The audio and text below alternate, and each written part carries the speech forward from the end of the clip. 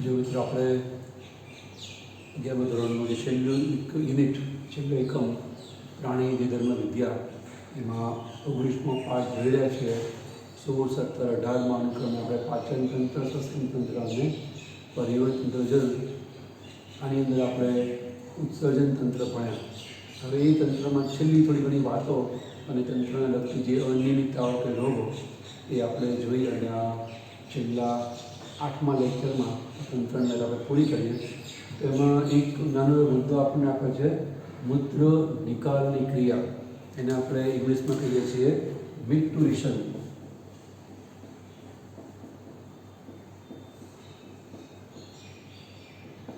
એનો મતલબ મૂત્ર નિકાલની ક્રિયા કેવી થાય છે. એકચ્યુઅલી આપણે એવું માનતા હોઈએ કે મૂત્ર નિકાલની ક્રિયા ઐચ્છિક ક્રિયા છે. એકચ્યુઅલી એ ઐચ્છિક ક્રિયા નથી, એ પરાવર્તિત ક્રિયા છે. અને બધી જ પરાવર્તિત ક્રિયાઓ મોટાભાગે અથવા તો હંમેશા અનૈચ્છિક હોય છે. તમે છીંક ખાવ ત્યારે તમારી ઈચ્છાથી આંખો બંધ થતી નથી, આંખો બંધ થઈ જ જાય. ખુલ્લા પગે ચાલતા અચાનક પગમાં કાંટો અથવા ગરમ કોઈ વસ્તુ અડી જાય, જે રીતે પગ લેવાઈ જાય છે એ લેવાઈ જાય છે, આપણે લેતા નથી. એટલે એ પરાવર્તિત ક્રિયા કહેવાય. અચાનક જે ક્રિયા પ્રતિક્રિયા આપણું મગજ નહીં આપણું કરોડરજ્જુ દર્શાવે એને કહેવાય આપણી જાણ બહાર ઘણીવાર, તો એને કહેવાય પરાવર્તિત ક્રિયા.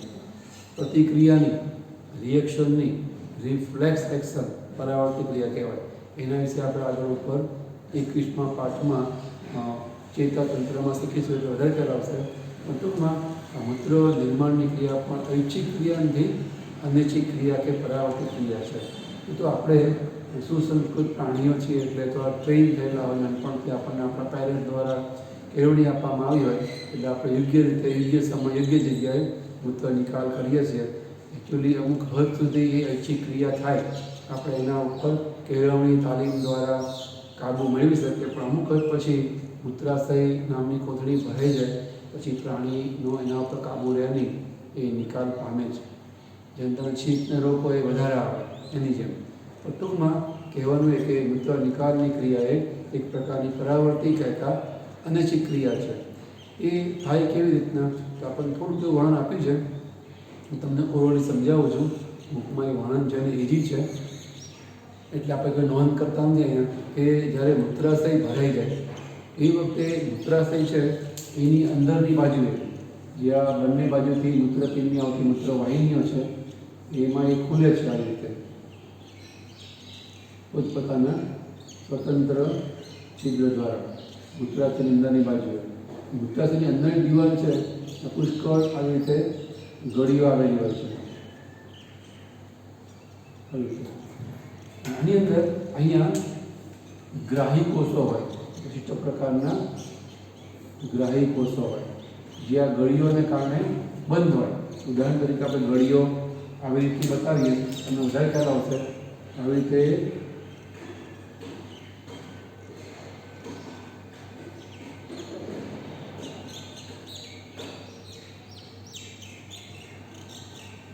બંધ હોય એટલે મૂત્ર અહીંયા સ્પર્શે, ટીપે ટીપે આમાંથી આવતું મૂત્ર છે. ડ્રોપ બાય ડ્રોપ મૂત્ર નિર્માણથી જે મૂત્રપિંડમાં મૂત્ર બને, મૂત્રવાહિની મારફતે મૂત્રાશયમાં આવે, ધીમે ધીમે અહીંયા ભરાય અને આટલામાં સ્પર્શે. પણ જ્યારે એ વધારે ભરાય ને એટલે આ જે ગળીઓ છે એ ખુલે, ગળીઓ આવી રીતે ખુલે.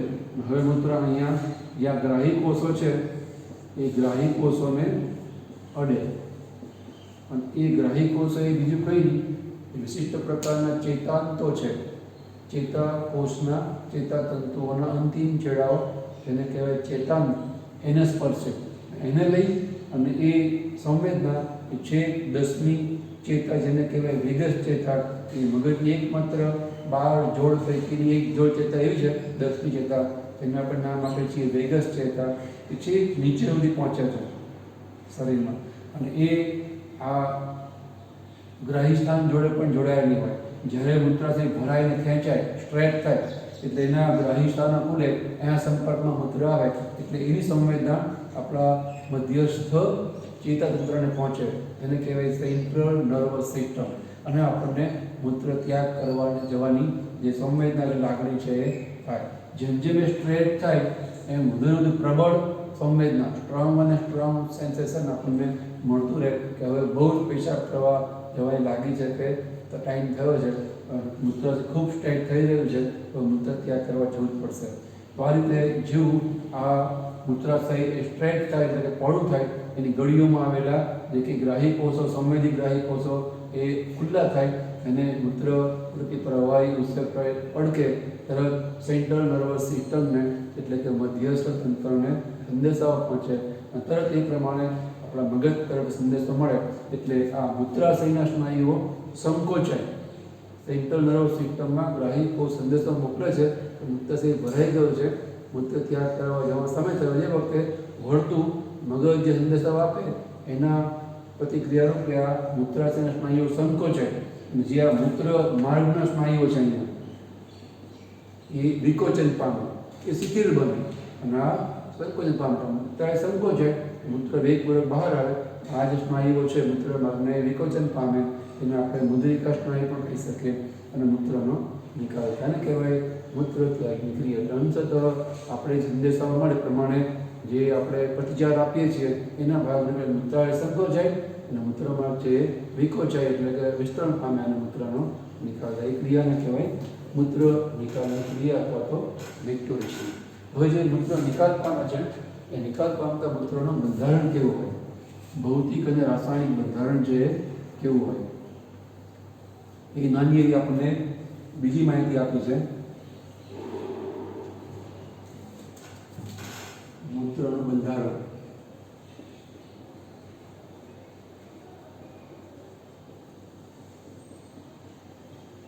તો આપણને એમાં એ માહિતી આપી છે કે સામાન્ય રીતે મૂત્ર છે એ વ્યક્તિનું આછા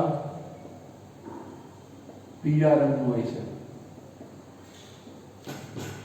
બીજું થોડું એસિડિક હોય છે, કારણ કે એની પીએચ છે એ લગભગ 6 જેટલી હોય છે. 7 કરતાં ઓછી પીએચનો મતલબ એસિડિક કહેવાય, વધારે હોય તો બેઝિક કહેવાય. 7નો મતલબ તટસ્થ. તમે જાણો છો તો આપણું મૂત્ર એ થોડું એસિડિક હોય છે, 6 પીએચ વાળું. એનું કારણ એની અંદર એસિડ હોય છે એટલા માટે એસિડિક હોય છે. મોટાભાગે તેમાં 95% તો પાણી છે, પણ એસિડનો ભાગ છે એ 0.3% હોય, યુરિક એસિડ હોય એમાં. એ સિવાય કેટલીક દવાઓના વધારાના ભાગો પણ હોય. ઘણી વખત દવાઓ અને યુરિક એસિડ ઉપરાંત કેટલાક વધારાના ક્ષાર પણ હોય. આ બધું 0.3%માં હોય. એ સિવાય 2%માં અન્ય કેટલાક બીજા ક્ષારો પણ આપણને જોવા મળે અને 2.7% લગભગ 3% જેવું એ યુરિયા હોય. યુરિયા છે દિવસમાં 25 થી 30 ગ્રામ નિકાલ પામે. ગ્રામ અને ટકા લગભગ મળતા હોતા આંકડાઓ છે, કારણ કે 3% એટલે 1.5 લીટર એ 3% એટલે 15-30 એટલે 30 ગ્રામ જેટલી યુરિયા થાય. લગભગ 3% જેવું છે, લગભગ 25 થી 30 ગ્રામ જેટલું યુરિયા એ આખા દિવસમાં મૂત્ર મારફતે 1.5 લીટર મૂત્ર મારફતે નિકાલ પામતું હોય છે.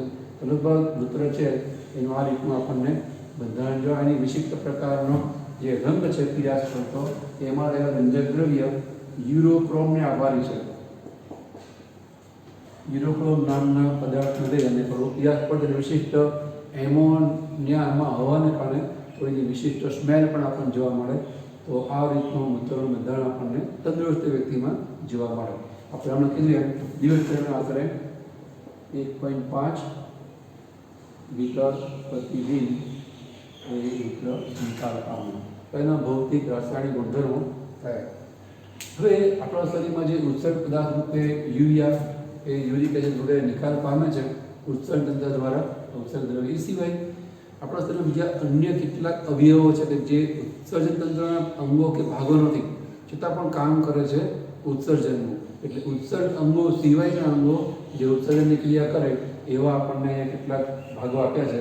ઉદાહરણ તરીકે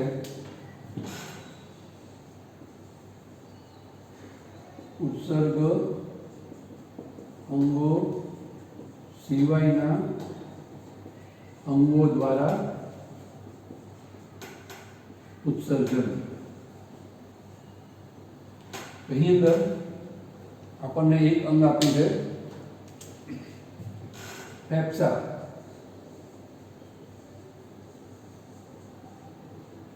ફેફસા એ આપણને આપણી પ્રમાણે લગભગ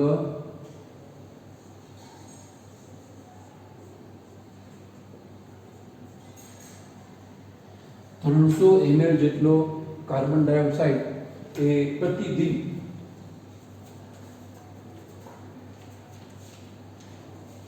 ઉપર 300 ની પણ 200 આંકડો આપણા સેમીટર વાળી બુકમાં તમને આપી રહ્યો છું. 200 ml જેટલો કાર્બન ડાયોક્સાઇડ એટલે કે વાયુ એ ફેફસામાં આખા દિવસમાં પ્રતિ મિનિટમાં નિકાલ પામતો હોય છે.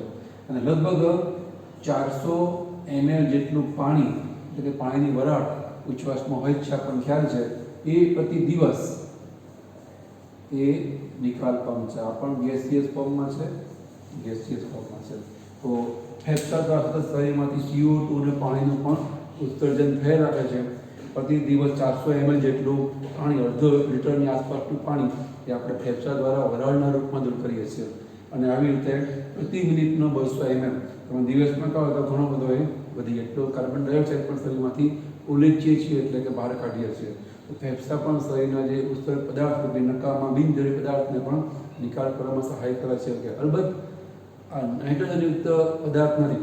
આપણે પાઠની શરૂઆતમાં સમજાવેલું કે તમને પહેલા વિચાર હોય તો કે ઉત્સર્ગ પદાર્થનો મતલબ નાઇટ્રોજનયુક્ત પદાર્થ, નાઇટ્રોજનયુક્ત નક્કર પદાર્થ જે બિનજરૂરી છે, શરીરને હાનિકારક છે, એને આપણે કહીએ છીએ ઉત્સર્ગ પદાર્થ. અહીંયા આપણા શરીરમાં ઉત્સર્જનનું કામ તો કરે જ છે પાણી, કાર્બન ડાયોક્સાઇડનું, એટલે આપણે એને ઉત્સર્જન સિવાયના અંગમાં ગણીએ છીએ જે શરીરમાંથી બિનજરૂરી વસ્તુનો નિકાલ કરે છે. તો ફેફસા સિવાય બીજું આપણને એક અવયવ આપ્યું છે એ છે ત્વચા, આપણી ચામડી. ચામડીની અંદર કુદરતે 2 ગ્રંથિઓ મૂકી છે. એક તો સ્વેટ ગ્લેન્ડ એટલે કે પ્રસ્વેદ ગ્રંથિ, અને બીજી સિબેસિયસ ગ્લેન્ડ. સિબેસિયસ ગ્લેન્ડ છે એની ગુજરાતી સ્નિગ્ધ ગ્રંથિ. ચામડીમાં આવેલી 2 ગ્રંથિઓ એ અનુક્રમે આ છે પરસેવો ઉત્પન્ન કરે છે અને આ છે એ ચીકાશ ઉત્પન્ન કરે છે, શ્લેષ્મા ઉત્પન્ન કરે છે કહી શકીએ. પરસેવા અંદર આપણે ખબર છે મોટા ભાગે પાણી તો હોય જ, એને સિવાય જેવા ક્ષાર પણ હોય, એમિનો એસિડ પણ હોય. પરસેવા જે વિશિષ્ટ વાસ છે એમાં રહેલા લેક્ટિક એસિડને કારણે છે. અને પરસેવો વળે તો જો વ્હાઇટ કપડાં હોય સ્લીવવાળા, બાંયવાળા, તો અહીંયા પીળાશ જામે છે, આપણને ખ્યાલ છે.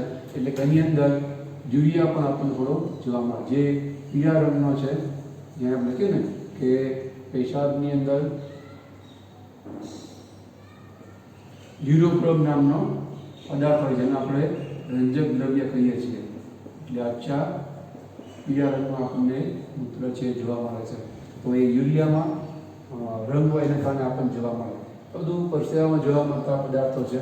એ સિવાય અહીંયા આપણને મોટાભાગે થોડું કોલેસ્ટ્રોલ અથવા તો નીલ અથવાની અને નીલ, એ સિવાય કેટલાક આલ્કલોઇડ્સ વગેરે પદાર્થો કે આપણને આ ચીકણા એવા સ્ત્રાવની અંદર જે સ્નિગ્ધ ગ્રંથિમાં થાય એમાંથી આપણને જોવા મળશે. તો ફેટી એસિડ, મેન સ્ટીરોલ્સ, કોલેસ્ટ્રોલ મતલબ સ્ટીરોલ્સ, મેન આલ્કલોઇડ્સ, પછી કેટલાક હાઇડ્રોકાર્બન્સ, સિવાય ફેટી એસિડ, બધું આપણને સ્નિગ્ધ ગ્રંથિમાં જોવા મળશે. તો ત્વચા દ્વારા આવી શરીરમાંથી કેટલું દ્રવ્ય છે દૂર થાય છે એ આપણે કહી શકીએ. એ સિવાય ત્રીજું હવે આપણને આપ્યું છે જે ઉત્સર્જન અંગમાં ના આવે તે આવે પાચન તંત્રમાં, એ છે યકૃત. યકૃતમાંથી આપણને ખબર છે કોલેસ્ટેરોલ, પછી પિત્ત રંજકો, બિલિરુબિન, બિલિવર્ડિન, આપણે લખ્યું જ છે અગાઉ પાચન તંત્રમાં બિલિરુબિન અને બિલિવર્ડિન. અને પિત્ત ક્ષારો એ પણ આપણે બધા નામ પાચન તંત્રનો અભ્યાસ છે. કેલ્શિયમ, સોડિયમના પિત્ત ક્ષારો અકાર્બનિક ક્ષાર તરીકે સોડિયમ ટોરોકોલેટ, સોડિયમ ડાઇકોલેટ, સોડિયમના અકાર્બનિક ક્ષારોમાં સોડિયમ કાર્બોનેટ, સોડિયમ અકાર્બન, આ બધું યકૃત દ્વારા મળ સાથે નિકાલ પામે છે પિત્તરસના રૂપમાં. બંધારણ છે ટૂંકમાં પિત્તરસનું ટૂંકમાં લખ્યું છે. તો આ રીતે આટલા અવયવો છે એ ઉત્સર્જન સિવાયનું કામ પણ, ઉત્સર્જન સિવાયના અંગો હોવા છતાં પણ ઉત્સર્જનનું કામ કરે છે એવું કહેવાય. સિમ્પલ છે, તમને સમજાયું છે. પણ એક નાની વાત આપણે રહી લીધી, જ્યારે આપણે સમજ્યા કે મૂત્ર નિર્માણની ક્રિયા જો સંકળાયેલા અંતઃસ્ત્રાવો છે રેનિન, એન્જિયોટેન્સિનોજન અને આલ્ડોસ્ટેરોન. એ સિવાય મૂત્ર નિર્માણની ક્રિયા સાથે બીજો એક અંતઃસ્ત્રાવ પર સંકળાયેલો છે, એનું નામ છે ANF. ANF આખું નામ છે એટ્રિયલ એટલે A, નેક્રો એટલે N, નેક્રોયુરેટિક, F એટલે ફેક્ટર. હવે ANF એટ્રિયલ નેક્રોયુરેટિક ફેક્ટર, જે એકચ્યુઅલી હૃદયમાંથી ઉત્પન્ન થતો અંતઃસ્ત્રાવ છે અને હૃદયનું જે સંકોચન વિસ્તરણ છે એને નિયમિત કરે છે. તો એ અંતઃસ્ત્રાવ પણ મૂત્ર નિર્માણની ક્રિયામાં એ સંકળાયેલો કહેવાય. હૃદયનું સંકોચન વિસ્તરણ છે એ રુધિરનો પ્રવાહ નિયંત્રણ કરે. અને આપણે એવું જોયું કે રુધિરનો પ્રવાહ છે એ ઘટે એટલે રેનિન ઉત્પન્ન થાય, એને લઈ અને આગળ એન્જિયોટેન્સિનોજન અને આખું તંત્ર છે ત્યાં જેના કારણે રુધિરનો પ્રવાહ વધે. અહીંયા પણ ANF છે એ રુધિરનું સંકોચન હૃદયનું વધારી અને એનો પ્રવાહ છે વધારે ઘટાડવાનું કામ કરે. એટલે એ પણ એ મૂત્રના પ્રમાણ અને સંકેન્દ્ર જોડે સંકળાયેલો અંતઃસ્ત્રાવ કહેવાય, એટ્રિયલ નેક્રોયુરેટિક ફેક્ટર. એ વખતે અંતઃસ્ત્રાવ રહી ગયો હતો કારણ કે રાસ સિસ્ટમની અંદર એનો સીધી રીતે ઉલ્લેખ નથી આવતો, પણ રાસ સિસ્ટમના વર્ણનમાં છેલ્લે આપણને અંતઃસ્ત્રાવ પણ આપેલો છે. મને યાદ આવી ને તમને એની થોડી વાત કરી. હવે દર વખત આપણે જે તંત્રમાં ભણીએ છીએ બધા રોગો વિશે ભણીએ, આટલું તમે નોંધ કરી લેજો. હવે છેલ્લે ઉત્સર્જન તંત્રની જે અનિયમિતતાઓ છે એની વાત કરીએ છીએ.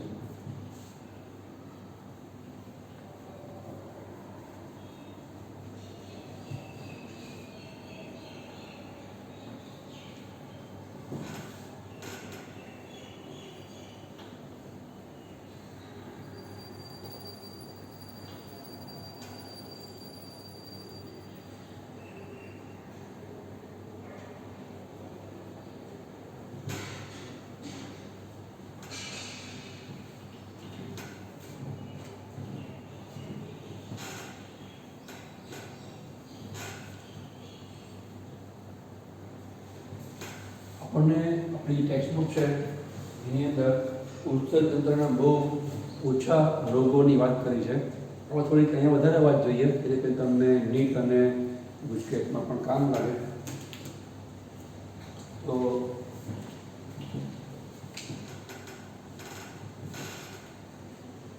બતાવવું રહેશે ઉત્સર્જન તંત્ર સાથે સંકળાયેલા રોગો. આપણે એની બહુ ટૂંકમાં માહિતી જોઈએ તો એક મુશ્કેલી છે એ છે એન્યુરિયા. ઉત્સર્જન તંત્રમાં જે કંઈ રોગો છે ને તો યુરિયા શબ્દ મતલબ લાગતો હોય. યુરિયા એટલે યુરિન, યુરિન મતલબ પૈસા, તેમાં જે મુખ્ય તત્વ ઘટક છે કોમ્પોનન્ટ્સ એ યુરિયા છે. અહીંયા એક મુશ્કેલી કે રોગ છે એન્યુરિયા.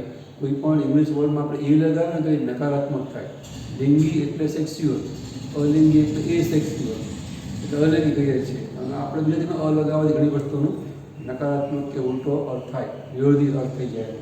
અહીંયા યુરિયા બનવાની, મૂત્ર બનવાની ક્રિયા ન થાય એને કહેવાય એન્યુરિયા. એટલે મૂત્રપિંડ એ મૂત્ર નિર્માણનું કામ ના કરે, શરીરમાં મૂત્ર નિર્માણ જ ના થાય, પેશાબ શરીર બહાર નિકાલ પામે જ નહીં, મૂત્રપિંડો મૂત્ર નિર્માણ કરી શકે નહીં. તો એ સ્થિતિને અહીં આપણે કહીએ છીએ એન્યુરિયા. એ સિવાય એક સ્થિતિ છે ઓલિગોન્યુરિયા.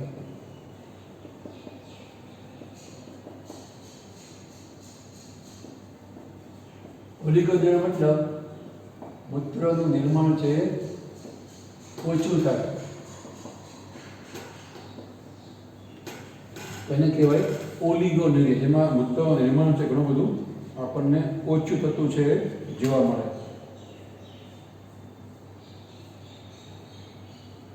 એનાથી ઉલટું છે, વધુ પડતો મૂત્ર નિકાલ પામે તો એને કહેવાય ડાયુરેસિસ. એમાં આપણે મૂત્ર વધુ નિર્માણ પામે. તો એ ઓલિગોન્યુરિયા કરતાં ઉલટું છે. એટલે તમે જો એક અંતર ભણ્યા લાસ્ટ સિસ્ટમની અંદર એ હતો એડીએચ, એન્ટી ડાયુરેટિક હોર્મોન. આ ડાયુરેટિક પ્રોસેસ છે, વધુ મૂત્ર નિર્માણ થાય. અને એન્ટી ડાયુરેટિક મતલબ વધુ મૂત્ર નિર્માણ રોકતો અંતઃસ્ત્રાવ, એટલે કે સાંદ્ર મૂત્ર નિકાલ કરે, પાણી બચાવે. અને આપણે એક જોતું તો લાસ્ટ સિસ્ટમમાં પાણી બચે, લોહીમાં આવે, લોહી પાતળું બધે, એનો પ્રભાવ વધે, એની સ્તર કે અને લાસ્ટ સિસ્ટમ બંધ થાય. તો ડાયુરેટિક કે ડાયુરેશનનો મતલબ થાય મૂત્રનું વધુ નિર્માણ છે એ થવું. એ સિવાય આપણને એક આપણને એવો આપે છે રોગ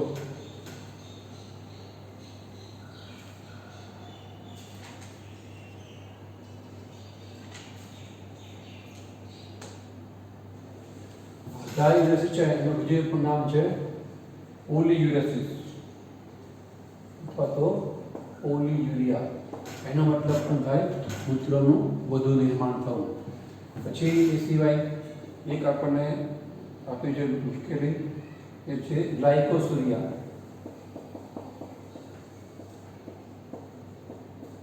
ગ્લાયકો એટલે ગ્લુકોઝ. જ્યારે મૂત્રમાં ગ્લુકોઝ નિકાલ પામે, આમ તો આપણને ખબર છે કે તેને કહેવાય ડાયાબિટીસ. અને ડાયાબિટીસ છે આપણે પાચન તંત્ર વાત કરી હતી, બે પ્રકારના હોય. આ જે ડાયાબિટીસ છે જેમાં મૂત્રમાં ગ્લુકોઝ નિકાલ પામે એને આપણે કહીએ છીએ ડાયાબિટીસ મેલિટસ. તો અથવા એને કહેવાય મધુપ્રમેહ રોગ. વિજ્ઞાનની ભાષામાં આપણે એ મુશ્કેલી કહીએ છીએ ગ્લાયકોસુરિયા નામની ઉત્પાદન તંત્રની મુશ્કેલી. એ સિવાય એક મુશ્કેલી છે હિમેચ્યુરિયા. હિમેચ્યુરિયા હિમ એટલે લોહી, યુરિયામાં લોહી આવે, એટલે કે મૂત્રમાં કોઈ કારણસર રુધિર આવે, પેશાબ દ્વારા લોહી આવવા માંડે, એ મુશ્કેલીને કહેવાય ઉત્પાદન તંત્રની મુશ્કેલી. હિમેચ્યુરિયા તરીકે ઓળખાતી એ મુશ્કેલી છે. પછી એ સિવાય એક તમે બે જાણો છો એવો રોગ છે, એને આપણે કહીએ છીએ મૂત્રપિંડની પથરી. અહીંયા સાયન્ટિફિક નામ આપણને આપ્યું છે રીનલ કેલ્ક્યુલી.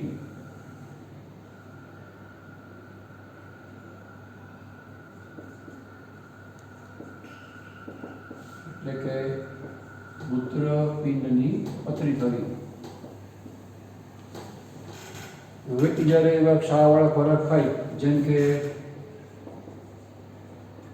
કેલ્શિયમ ફોસ્ફેટ અથવા કેલ્શિયમ ઓક્ઝેલેટ, આવા જે ક્ષાર છે, અથવા તો યુરિક એસિડ,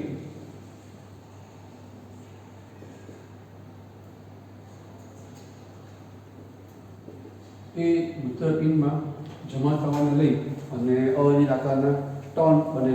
એને આપણે કિડની સ્ટોન પણ કહી શકીએ અથવા રિનલ કેલ્ક્યુલ પણ કહી શકીએ. એના જમા થવાથી એ હલે તે આસપાસની બધી કેશિકાઓ નુકસાન પામે અને મૂત્રમાં લોહી છે વહે. આપણને લાગે હિમેચ્યુરિયા છે, પણ એકચ્યુઅલી એ મૂત્રપિંડની પથરી હોય. એમાં પણ કોઈ વાર મૂત્રમાં બ્લડ આવે, પુષ્કળ અહીંયા મૂત્રપિંડમાં દુખાવો થાય, જે છેક સુધી આપણને મૂત્ર માણસનો દુખાવો થતો હોય છે. તો એને કહેવાય રિનલ કેલ્ક્યુલ. એ સિવાય ડિસયુરિયા નામની મુશ્કેલી છે. ડિસયુરિયા એટલે કે જ્યારે મૂત્ર પસાર થાય ત્યારે દાહક પીડા થાય, એટલે કે પેશાબમાં બળતરા પડે, એસિડનું પ્રમાણ વધી જાય. એવું મૂત્ર જ્યારે પસાર થાય મૂત્ર માર્ગમાંથી, ત્યાં આપણને બળતરા થાય, તો એ મુશ્કેલી કે રોગને કહેવાય ડિસયુરિયા. એ સિવાય આપણને એક મુશ્કેલી આપી છે ગ્લોમેરુલોનેફ્રાઇટિસ. ગ્લોમેરુલોનેફ્રાઇટિસ નેફ્રાઇટિસ. હવે તમને અગાઉ સમજાવ્યું છે ગ્લોમેરુલસનો મતલબ છે રુધિર કેશિકા ગુચ્છ, એનું ઇંગ્લિશ નામ છે ગ્લોમેરુલો. અને ગ્લોમેરુલસ અને નેફ્રાઇટિસનો મતલબ નેફ્રોન એટલે મૂત્રપિંડને લગતું, મૂત્રપિંડ નલિકા, અને એમાં સોજો આવે એની પાછળ આઇટિસ લાગે, જેમ કે એપેન્ડિસાઇટિસ, સ્પોન્ડિલાઇટિસ, આર્થરાઇટિસ. આઇટિસ લાગે મતલબ જે તે અંગમાં થતો સોજો. અહીંયા આપણે કહી શકીએ કે રુધિર કેશિકા ગુચ્છમાં સોજો આવે તો એને આપણે કહીએ છીએ ગ્લોમેરુલો નેફ્રાઇટિસ પ્રકારની મુશ્કેલી. તો પુસ્તકમાં પણ આપ્યું છે એટલે અહીંયા આવી જ ગયું. એ સિવાય પ્રોટીન યુરિયા તમે સમજાય એવું છે, ગ્લુકોસુરિયા જેવું. પ્રોટીન યુરિયા એટલે કે મૂત્રમાં પ્રોટીન આવે, અથવા તો આલ્બુમિન યુરિયા.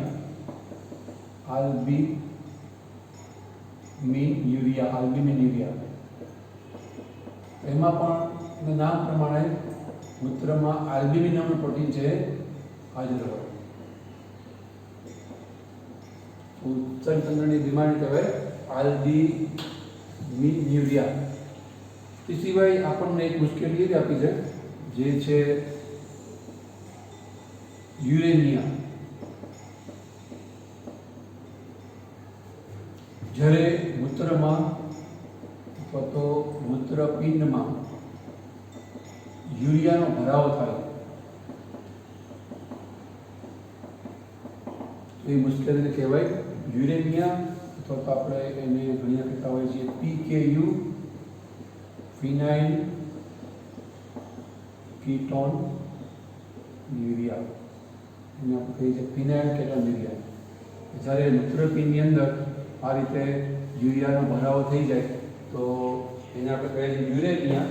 અને યુરેનિયા છે એ બહુ ગંભીર સ્થિતિ છે, જેને કારણે ઘણી વખત મૂત્રપિંડ છે એ નિષ્ફળ પણ જાય અને પોતાનું કામ કરવાનું છોડી દે. શરીરમાં ઉત્સર્ગ કદાચ યુરિયા છે વધતો જ જાય, એને આપણે કહીએ છીએ યુરેનિયા. અને આપણે મૂત્રપિંડનું નિષ્ફળ જવું કે કિડની ફેઇલ્યોર પણ કહીએ છીએ. એ વખતે બે ઉપાય છે. એક ઉપાય છે કાયમી ઉપાય. જ્યારે મૂત્રપિંડ નિષ્ફળ જાય ત્યારે કાયમી ઉપાય તરીકે જે દાતાની કિડની છે એ ટ્રાન્સપ્લાન્ટ કરવી. એની કિડની બંને ખરાબ થઈ ગઈ છે, એની કિડની કાઢી અને જે કિડની આપનાર વ્યક્તિ હોય એ જો મેચ થાય, બ્લડ ગ્રુપ અને ટિશ્યુ ટાઈપ PC અને રુધિર બંને મેચ થાય તો એ વ્યક્તિની જે કિડની છે વ્યક્તિ પોતે લઈ શકે. ડૉક્ટર કે મેડિકલ સાયન્સ એને પ્રત્યારોપણ કરી આપે, ટ્રાન્સપ્લાન્ટ કરી આપે અને એ વ્યક્તિ જીવે. એટલું આયુષ્ય કુદરતે આપ્યું એટલું. કારણ કે એના બંને મૂત્રપિંડ નિષ્ફળ ગયા છે. કિડની ફેલરમાં આ એક ઉપાય છે. આની અંદર કિડની દાતા મળવો જોઈએ. કારણ કે પોતાની કિડની બેમાંથી કોઈ એક આપી દે, કારણ કે એક કિડની ઉપર વ્યક્તિ જીવતી હોય છે, પોતાની એક કિડની બીજાને આપી શકે, એ પણ હવે એક કિડની ઉપર જીવે. બહુ ભારે કામ કરી શકે નહીં, મહેનતનું શ્રમનું કામ. કારણ કે એમાં વળી પરસેવા વળી યુરિયા ઉત્પન્ન થાય, એને ગાળવા પાછું લોડ અથવા તો શ્રમ વધારે આવે. કિડની એક જ છે એટલે બહુ પરિશ્રમનું કામ કરી શકે નહીં. કોઈ પણ મુશ્કેલ શરૂ થાય કિડનીને લગતી તો ટૂંકમાં એ જીવે ખરો વ્યક્તિ. તો આ રીતે કિડની ડોનર મળે ત્યારની વાત છે. એ કે તાત્કાલિક તો મળતા હોતા નથી.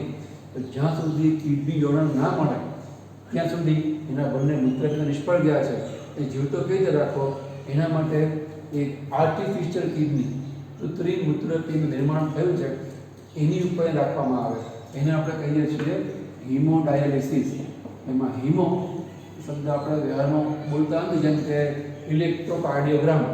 તો મોટાભાગે આપણે વ્યવહારમાં કાર્ડિયોગ્રામ બોલીએ છીએ. હૃદયને લગતી જે પેલી તરંગોની PQRS જોયું આપણે એન્ઝાઇમની કસોટી, એને આપણે વ્યવહારમાં તો બોલીએ છીએ કાર્ડિયોગ્રામ.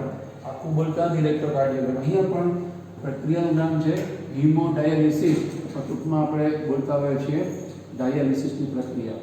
તમે ઘણીવાર તમારા સર્કલમાં કોઈકને મૂત્રપિંડની મુશ્કેલીને કારણે ડાયાલિસિસ ઉપર રાખ્યા, એ ડાયાલિસિસ કરવાનો ડૉક્ટર કહે છે, ડાયાલિસિસ કરાવી તમે સાંભળતા હશો એ એક પ્રકારની કૃત્રિમ કિડની જ છે. જ્યાં સુધી એને ડોનર ના મળે ત્યાં સુધી એને મશીન ઉપર રાખવામાં આવે. જે આપણા શરીરમાં કિડની કામ કરે છે એવું જ કામ એ મૂત્રપિંડ, આર્ટિફિશિયલ મૂત્રપિંડ છે કરે. આખું કુદરતી મૂત્રપિંડ શું કામ કરે છે? લોહીમાંથી યુરિયા અલગ કરે છે. આ મશીન પણ એવું જ કરે. એના માટે વ્યક્તિને લોહી બહાર કાઢવું જ પડે. બધું કાઢવાની જરૂર નથી, કારણ કે વ્યક્તિ મરી જાય તો ક્રમશઃ લોહી જાય પાછું આવે, લોહી જાય પાછું આવે. એવી રીતે આશરે 5-6 કલાકે શરીરના કોઈ એક પોઈન્ટ આગળથી લોહી પસાર થતું હોય છે. પૂરેપૂરું 5-6 કલાકે બધું લોહી પસાર થઈ જાય.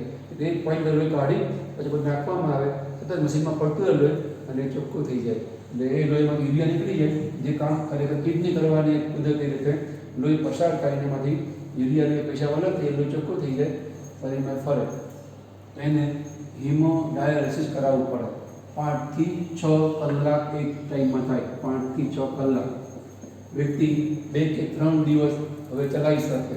વળી 2-3 દિવસને અંતે એના શરીરમાં કામકાજને કારણે યુરિયા ઉત્પન્ન થઈ જાય. લગભગ સપ્તાહમાં 2 થી 3 વખત એને કરાવવું પડે. કારણ કે એના તો મૂત્રપિંડ નકામા થઈ ગયા છે. આપણે તો મૂત્રપિંડ બંને કામ કરતા એટલે આપણને ખબર નથી પડતી ક્યારે મૂત્ર બંનેને આપણે નિકાલ કરીએ છીએ, નિકાલ કરવા જઈએ છીએ આપણે. એ તો એનું કામ રાત દિવસ કરે જ છે. પણ અહીં વ્યક્તિ જેને બધું યુરિયા કઢાવી નાખે લોહીમાંથી, એ હવે 2-3 દિવસને અંતે જે એની મૂત્ર શરીરની પ્રકૃતિ એટલો યુરિયા ઉત્પન્ન થાય છે તેવું કામ કરે છે. મિનિમમ 2 થી 3 દિવસને અંતે વળી પણ દવાખાને જવું પડે અને વળી 5-6 કલાકે ડાયાલિસિસ કરી લોહી ચોખ્ખું કરાવી, એટલે કે યુરિયા કઢાવી અને વળી પાછું પોતાનું કામ કરી શકે. તો આ એક પ્રક્રિયા બહુ પેઇનફુલ અને રિસ્કી પ્રક્રિયા છે. આપણને અહીંયા ડાયાલિસિસની બહુ વધારે માહિતી આપી હતી. હું તો થોડું જૂના કોર્સના આધારે થોડી માહિતી આપું છું. એની અંદર જે વ્યક્તિ છે એના શરીરમાંથી, માનો કે આ વ્યક્તિનો હાથ છે, અહીંથી ધમની મારફતે રુધિર છે એ બહાર કાઢવામાં આવે. લોહી જેવું બહાર કાઢવામાં આવે એ તરત એને 0 ડિગ્રી સેલ્સિયસ પર લાવી દેવામાં આવે. એની અંદર રિપેરિંગ દ્રવ્ય છે ઉમેરવામાં આવે, જેને કારણે ક્લોટ ન થઈ જાય. કારણ કે આપણને ખબર છે લોહી શરીરની બહાર કાઢો, મશીનમાં નાખો તો એ જામી જાય. એ જામી ન જાય એટલા માટે એની અંદર રિપેરિંગ દાખલ કરવાનું અને બીજા માર્ગે પછી દાખલ કરવામાં આવે. એ છે શીરા. એ વખતે વળી પાછું ટેમ્પરેચર છે એ 38 ડિગ્રી સેલ્સિયસ અને રિપેરિંગ છે એ પાછું એમાંથી એક્સ્ટ્રા હોય તો દૂર કરવાનું થાય. બરાબર? પછી નાખી દેવામાં આવે.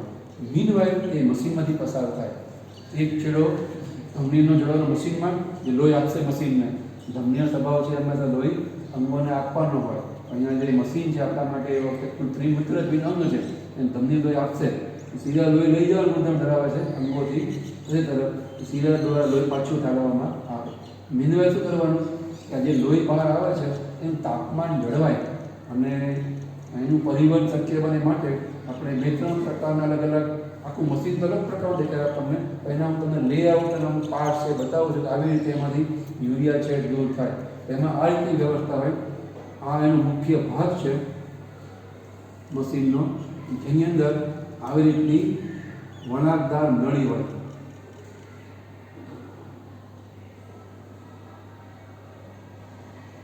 હું તો ફક્ત જસ્ટ ફોર એક્ઝામ્પલ બતાવું છું. આના કરતાં વધારે ટુકડાવાળી નળી હોઈ શકે છે. તો આની અંદરથી લોહી પસાર કરવાનું થાય. અહીંથી બહાર નીકળશે, જે શીરામાં આપવાનું અહીંયા અંદર આવશે, ધમનીમાંથી આવશે. આ જે નળી છે એ નળી બનેલી હોય સેલોફેન પેપરની. સેલોફેન પેપર છે એ મૂત્રપિંડ નલિકાની દિવાલ જેવું કામ કરશે. એ અર્ધ પ્રવેશશીલ પટલનું કામ કરે. પછી અહીંયા આની બહારની બાજુએ વિશિષ્ટ પ્રકારનું દ્રાવણ પસાર થાય. એ પસાર થાય અહીંથી અને અહીંથી છે બહાર આવશે. એને કહેવાય દૂષિત હિમોડાયલાઇઝર. હિમોડાયલાઇઝર જે પાત્રમાં ભેગું કરવામાં આવે, અહીં દાખલ કરવામાં આવે. એ હિમોડાયલાઇઝર દાખલ કરવામાં આવે એના પહેલાં એને આવી રીતે કોઇલિંગમાંથી પસાર કરવામાં આવે.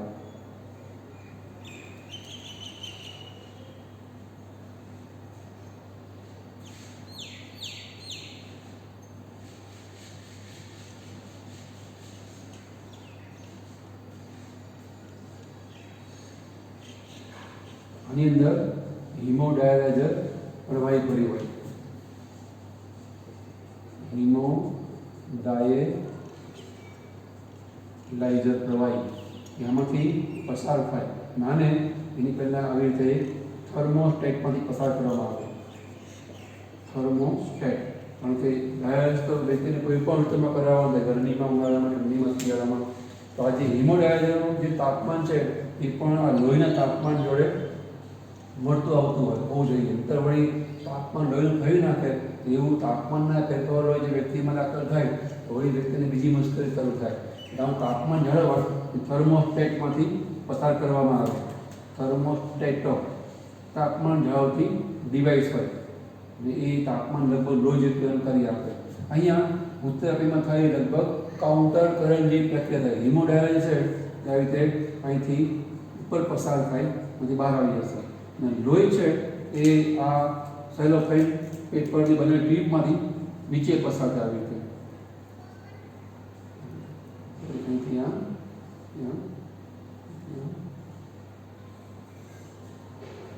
અહીંથી લોહી આવશે એટલે આમ પસાર થાય, અહીંયા આમ પસાર થશે, અહીંયા આ તરફ, અહીંયા આ તરફ, અહીંયા આ તરફ અને અહીંયા આ તરફ, અહીંથી બહાર નીકળી જશે. તો લોહીનો પ્રવાહ છે એ નળીમાં નીચેથી ઉપર છે આવી રીતે. અહીંયા આપણે થોડું કરવું પડશે. આપણે સેલોફેન પેપરની બહાર જે હિમોડાયલાઇઝર છે અહીંયા આપણે લોહી આવશે બતાવીએ, અહીંથી બહાર નીકળે બતાવીએ. એનો પ્રવાહ છે એ નીચેની બાજુએ હોય, અહીંથી જાય, અહીંથી બહાર આવે અને લોહીનો પ્રવાહ ટૂંકમાં નીચેની બાજુ રહે છે. અને જે આ ટૂંકમાં એ ધમનીમાંથી આવતું લોહી ના છે શીરામાં પાછું વળી જશે. અને અહીંયા જે હિમોડાયલાઇઝર છે એ ઉપરની બાજુ વહે છે, પછી બહાર નીકળી જશે. તો એક્ઝેક્ટ જેવું રુધિર કેશિકામાંથી રુધિર વહે અને મૂત્ર કે નલિકાનું મૂત્ર વહે એ ઉલટા સુલટા વહે. એની વચ્ચે આપણે જોયું હતું કે પાણી છાવાની આપલે થાય. તો અહીંયા પણ એવું થશે. મૂત્રનું ધ્યાન રાખવાનું છે. જે હિમોડાયલાઇઝર છે એનું બંધારણ બહુ અગત્યનું છે, કારણ કે એ હિમોડાયલાઇઝરનો પ્રવાહી એ લોહીના સંપર્કમાં આવવાનું છે. હવે જો એનું બંધારણ છે એ લોહી કરતાં જુદું હોય તો યુરિયા દૂર થવાનું તો દૂર ન રહ્યું, ઉપરથી બીજા પદાર્થોની આપણે લોહી થવા માંડે, આખું લોહીનું બંધારણ બદલાઈ જાય. એવું લોહી પાછું જાય શીરા મારફતે વ્યક્તિ બીમાર પડે કે મૃત્યુમાં પામે, એ જીવિતતા જોખમાય. એટલે લોહીના બંધારણ જેવું બંધારણ હિમોડાયલાઇઝરનો પ્રવાહી રાખવું પડે. લોહીમાં જેટલા પદાર્થ છે એટલા પદાર્થમાં હોવા જોઈએ, કારણ કે આપણે ફક્ત લોહીમાંથી યુરિયા દૂર કરવો છે. એનો મતલબ કે જે આ હિમોડાયલાઇઝર છે એમાં યુરિયા એ 0% રાખવાનું. અમુક એવા ક્ષારો એ લોહીમાંથી અલગ કરવા છે, સલ્ફેટ, એનું પ્રમાણ 0% રાખવાનું. જે વસ્તુ આપણે લોહીમાંથી આ ડાયાલાઇઝર પ્રવાહીમાં અલગ કરવી છે એનું પ્રમાણ આ ડાયાલાઇઝર પ્રવાહીમાં આપણે શૂન્ય રાખીએ છીએ. બાકીના બધાનું પ્રમાણ જેટલી બધી વસ્તુઓ લોહીમાં છે એટલું એની અંદર રાખવાનું. જેને કારણે જ્યારે દ્રવ્ય પસાર થાય લોહીની જો ઘસાઈને ત્યારે એ કંઈ લોહીને આપે નહીં, એ કંઈ લોહીમાંથી લે નહીં. લે તો ફક્ત યુરિયા લે, કારણ કે યુરિયા રુધિરમાં પુષ્કળ છે, કારણ કે એ વ્યક્તિની મૂત્રપિંડ કે કિડની બંને ફેલ થઈ ગઈ છે, લોહીમાં પુષ્કળ યુરિયા છે.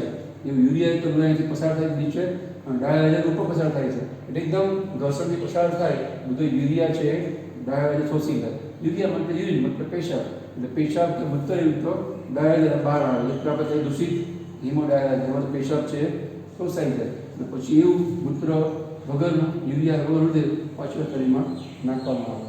ત્યાં શરીરના આ પોઈન્ટ ઉપરથી ક્રમશઃ બધું લોહી પસાર થાય લગભગ 5-6 કલાક લાગે. 5-6 કલાકની અંતે મશીનમાંથી લોહી ફરી જાય, પાછું આવી જાય, યુરિયા વગર લોહી વ્યક્તિ પછી સ્વસ્થ થઈ જાય. તો આવી રીતે વ્યક્તિને સતત સપ્તાહ 2-3 વખત 5-6 કલાક માટે મશીન ઉપર આવવું પડે દવાખાને, અને આવું ડાયાલાઇઝર કરાવવું પડે. મતલબ મૂત્ર છે લોહીમાંથી યુરિયા છે અલગ કરાવવું પડે. એટલે પેઇનફુલ પ્રક્રિયા છે અને રિસ્કી છે. પેઇનફુલ એટલા માટે કે ધમની પંચર કરવામાં આવે છે. આપણે આગલા ચેપ્ટરમાં જોયું પરિવહન તંત્રમાં એ ધમનીઓ છે ને એ શરીરમાં ઊંડે હોય, દેખાય છે બધી નસ કે શીરા છે, ધમની હંમેશા ઊંડે હોય. લોહી બહાર કાઢવા માટે ધમની એની કાઢવી પડે, પંચર કરવી પડે, એમાં સિરિંજ નાખીને લોહી બહાર કાઢવું પડે. થોડીક એ રીતે પેઇનફુલ પ્રક્રિયા કહેવાય. ઇન્જેક્શનમાં તો આપણે થોડું દર્દ થાય છે, એ ચટકો પડે એટલું, અથવા થોડી ચામડી સ્નાયુ કાપી ખોતરી ધમની છે એ ઓપન કરવાની છે, એટલે જ પ્રક્રિયા થોડી પીડાદાયક પેઇનફુલ મતલબ કહેવાય. એ સિવાય રિસ્ક એટલા માટે એક વ્યક્તિ પોતાનું લોહી આખું ચોખ્ખું કરાવી મશીનમાં જે લોહીનું ફર્યું હોય પાછું ઉધર ચોખ્ખું થઈને જતો રહ્યો, તો આ મશીનને છે ને ઓટોક્લેવ કરવું પડે. ઓટોક્લેવ મતલબ જંતુ મુક્ત કરવું પડે. જો આ મશીનમાં આગલા વ્યક્તિનો લોહી થોડોક ભાગ પણ ક્યાંક રહી ગયો, જો એ વ્યક્તિ એઇડ્સવાળી હોય તો લોહીથી ફેલાતા કોઈ એવા રોગો એ વાળી કોઈ દર્દી હોય, એ કોઈ વ્યક્તિ હોય, જો એ થોડુંક ટ્રેસ અથવા થોડુંક લવ માત્ર લેશ માત્ર થોડોક ભાગ રહી ગયો અને બીજી વ્યક્તિ અહીંયા આ મશીન ઉપર ડાયસ કરવા માટે આવે, એનું રેપણામાંથી મશીન પસાર થાય તો એ મશીનમાં થોડો ભાગ પેલા આગળ દર્દીનો વાયરસ વાળો, એઇડ્સના વાયરસ વાળો, એ વાયરસ લઈને પછી લોહી શરીરમાં જાય, એ દર્દીને પણ એ વાયરસ જન્ય રોગ જે પણ હોય એઇડ્સ કે હેપેટાઇટિસ રોગ થઈ જાય. એટલે મશીન એ 100% એકદમ ધીરજપૂર્વક જંતુ મુક્ત કરવું પડે. એટલે ડાયસ કરવાના વ્યક્તિ માટે બહુ મોટું જોખમ છે કે જો કોઈ એવા પ્રકારની દવાખાનામાં હોસ્પિટલમાં ટ્રેનમાં પહોંચી જાય કે જ્યાં બેદરકારી રાખીને મશીન બરાબર સાફ થયું ના હોય, જેમ ઇન્જેક્શનની સોય છે એ એકને મારી ઇન્જેક્શન બરાબર પાણીમાં ઉકાળવી પડે, પછી તો એનો બીજા માટે આપણે ઉપયોગ કરી શકીએ, નહીંતર રોગો છે ફેલાય. હવે તો use and throw disposable string આવે છે, એકવાર ઇન્જેક્શનમાં એમ ફેંકી દેવાની, પછી એને વળી પાછું ગાળી ફરી એમાંથી લોખંડ ગાળી નવી સોય કરે. પણ અહીંયા મશીનમાં થઈ શકે નહીં, મશીન તો મોંઘું મશીન છે, એટલે એને તમારે જંતુ મુક્ત કરવાનું રહે.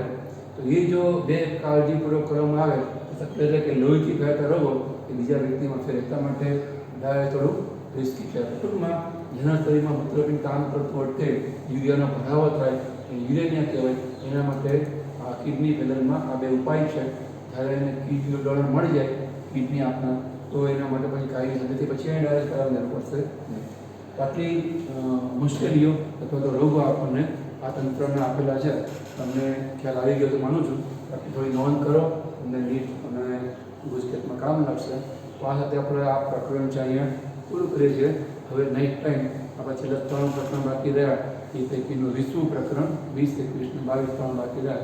20મું પ્રકરણ છે, આમ તો હલનચલન લખ્યું છે, પણ એક છે એક્ઝેક્ટ પ્રકરણ છે કંકાલ તંત્રનું છે.